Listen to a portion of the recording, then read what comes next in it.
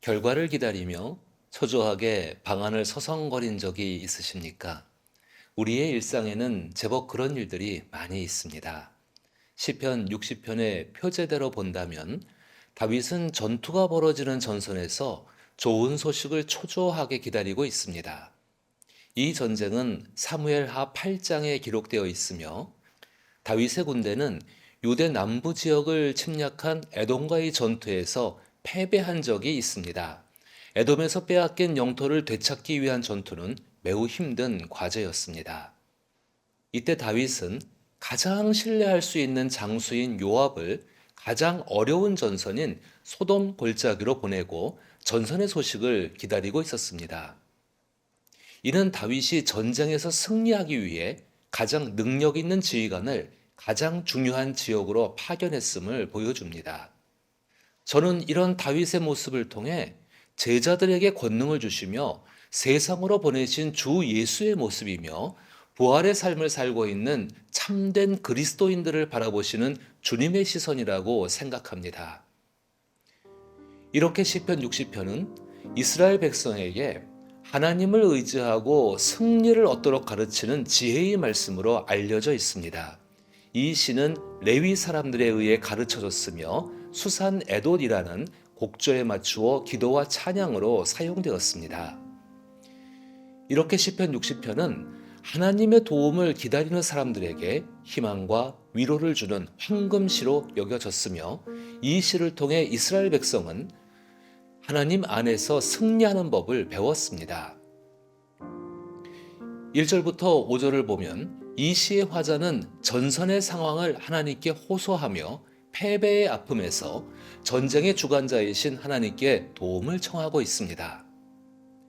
1절부터 3절까지를 잘 살펴보면 하나님께서는 이스라엘을 버리셨고 흩으셨고 분노하셨으며 땅을 진동시키사 갈라지게 하시고 또 어려움을 겪게 하시며 비틀거리게 하는 술을 마시게 하셨다라고 탄식합니다. 이 시편을 쓴 시인은 이스라엘에게 임한 패배의 고통이 원수의 강한 어떠함 때문이 아니라 하나님께서 이스라엘에게 분노하셔서 우리를 적에게 내어주고 흩으셨다고 말합니다. 그리고 바로 4절과 5절을 보면 우리를 패전하게 하고 우리를 버리신 하나님께서 주를 경외하는 자들에게 깃발을 주시고 도피처를 알려주는 신호를 올리게 하신다고 말합니다. 이 깃발은 하나님께서 백성을 성실하게 돌보시고 계신다라는 진리를 상징합니다.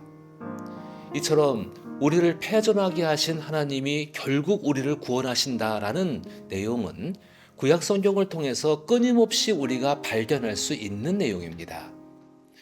그러나 여기서 한 가지 주의해서 생각할 것이 있습니다. 이것이 우리가 실패하거나 넘어졌을 때 혹은 환난이 닥쳤을 때 내가 하나님 앞에 죄를 지었기 때문에 혹은 잘못했기 때문에 하나님이 나를 넘어지게 하고 환난을 주셨다라고 해석하는 일반화를 경계해야 한다고 말하고 싶습니다.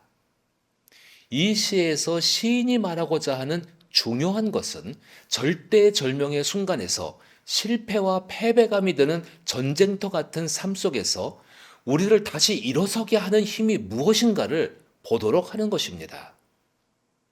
여기서 우리를 다시 일어서게 하는 그 힘은 바로 이스라엘 백성들이 자신을 바라보는 정체성입니다.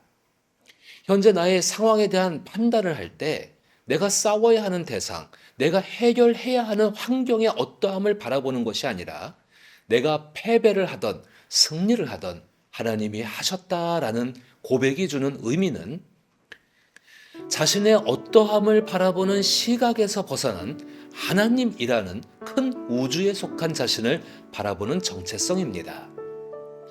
다윗은 이 진리 아래에서 하나님의 큰 사랑을 받는 백성이 구원을 얻고 회복의 응답을 받을 수 있음을 다시 확신할 수 있는 것입니다.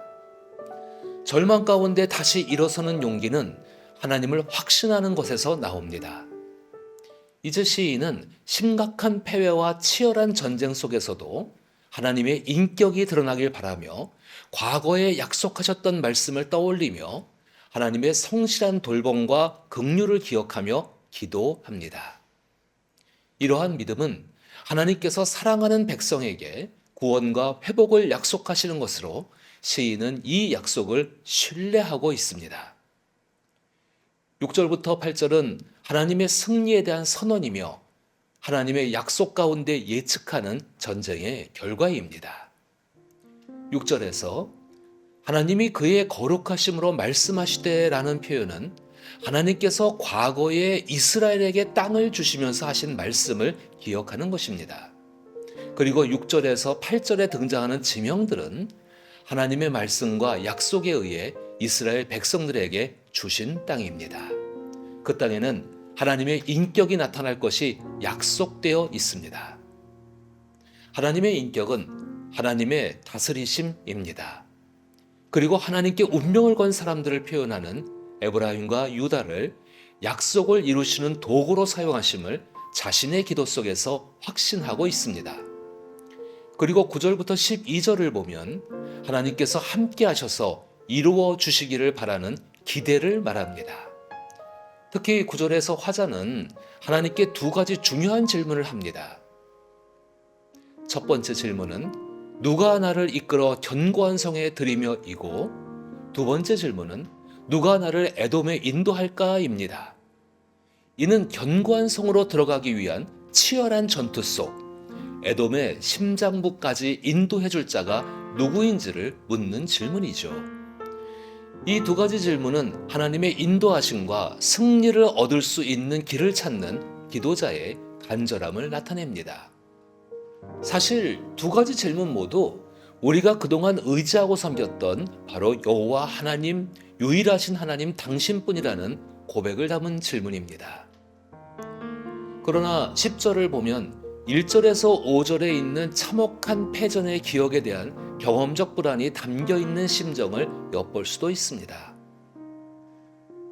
그때의 그 패전은 하나님께서 우리를 버리신 것 같았지만 설마 우리를 정말 버리신 것은 아니시겠지요. 우리는 하나님 안에 있는 존재인데 우리를 기억하사 우리 군대와 함께 나아가 주소서라는 여전히 그 약속의 관계를 신뢰하며 간절한 호소와 기대를 담은 기도입니다. 우리도 인생을 살아가면서 동일한 경험을 한 적이 분명 있을 것입니다. 신앙생활도 열심히 하고 성실히 내 삶을 살아갔음에도 불구하고 갑자기 예기치 않는 고난을 맞닥뜨렸을 때 내가 무엇을 잘못했나? 괜시리 하나님께 버림받은 것 같은 기분이 들 때, 하나님이 나를 도우시고 계신가에 대한 의문이 들 때도 간혹 있는 것 같습니다. 그러나 이 시편의 기도는 11절과 12절을 통해 우리에게 믿음의 도전을 줍니다. 특히 11절을 보면 사람의 구원은 헛됩니다.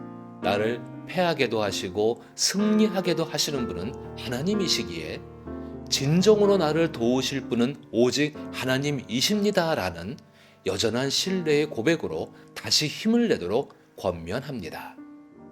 그리고 12절에 이어서 패전의 아픔과 고통의 시간들 속에서 여전히 자신이 하나님 안에 있음을 느끼는 기도자는 우리가 하나님을 의지함으로 다시 용감하게 행할 것이다라고 말할 수 있음을 보여줍니다. 그리고 이어지는 고백을 보면 우리에게 패전의 아픔을 주었던 하나님께서 이제는 우리를 승리하게 해주실 것이라고 확신을 갖게 됩니다.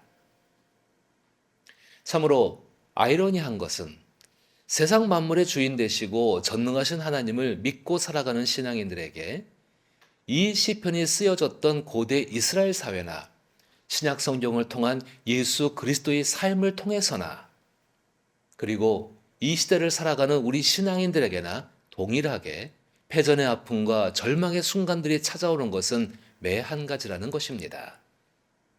주 예수께서 제자들을 세상으로 보내시며 제자들이 참혹한 실패의 현장에 설 것과 제자들이 실패의 현장에서 하나님의 말씀과 약속을 알고 믿을 것과 하나님께서 제자들을 통해 일할 것을 아버지 하나님께 구하셨습니다. 이 영상을 시청하시는 여러분, 하나님의 인격은 자신의 약속을 성실하게 이루어 가십니다. 그로 인해 오직 하나님만이 패배를 딛고 승리를 주실 수 있음을 믿을 수 있습니다. 따라서 우리는 일희일비하는 태도를 버려야 합니다. 성령께서 우리 안에 만드시는 인격의 열매는 하나님 안에서 모든 상황 가운데 결국 우리를 승리의 기쁨으로 인도할 그 순간을 기다리며 기뻐할 수 있는 희락의 열매입니다. 시편 60편의 1절에서 시인은 비록 하나님께서 백성을 버리고 분노하셨다고 언급하지만 그 원인에 대해서는 구체적으로 설명하지 않습니다. 일반적인 종교적 신앙에서는 실패와 시련의 원인을 찾으려는 경향이 있습니다.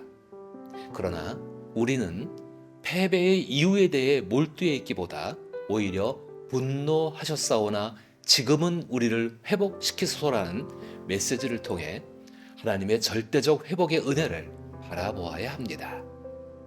이 시의 기도자는 변하지 않는 하나님의 인격을 알고 있으며 상황에 따라 하나님의 본성이 변한다고 생각하지 않습니다.